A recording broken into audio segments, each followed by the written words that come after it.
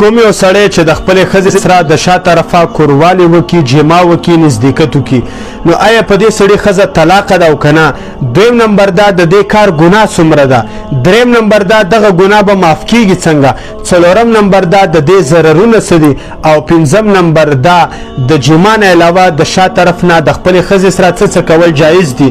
بیان ضرور واورئ مخکې شعر کې، ځکه معاشره کې ډېر خلک په دې ګناه کې واقع دي. راځم اولې خبرې ته.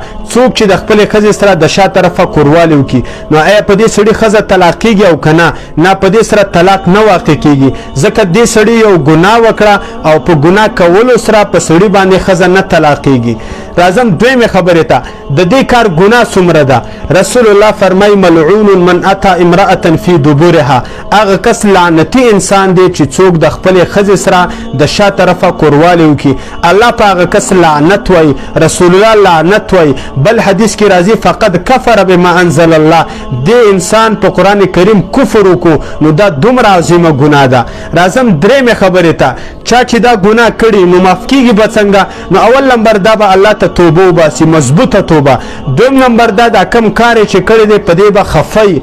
او دریم نمبر دا تر مرګه پورې بیا دې کار ته نه نږدې کیږي، نو الله رب العالمین به بیا ورته دغه ګناه معاف کوي. راځم څلورمې خبرې ته. د دې ضررونه څه دي؟ نو اول ضرر خو دا دی چې الله منې کړی ته کې تا د الله نافرماني وکړه.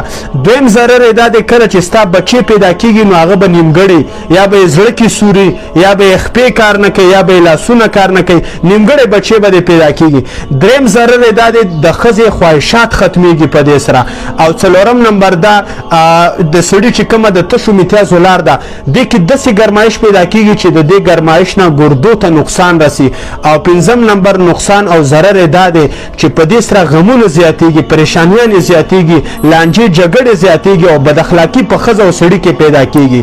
راځم آخري خبرې ته چې د خپلې ښځې سره د جما نه علاوه د شا طرف نه څه کول جایز دي. نو بالکل الله رب العالمین ویلي دي چې ښځه ستاسو دپاره فصل دی، فاتو حرثکم انا شئتم. هر طرف نه ورله راتې شي. نو اول دا چې د شا طرف نه خپله زنانه مخکې هم استعمالولی شي، چې د شا طرف نه راشي او د زنانه مخکې زی استعمال کې، او همداسې هم کولی شي چې شاته زی استعمال کې، که په منځ کې کپړه یي او که نه یي، خو جما او کوروالی به پکې نه کې، ځکه دا حرام دی، ګناه ده.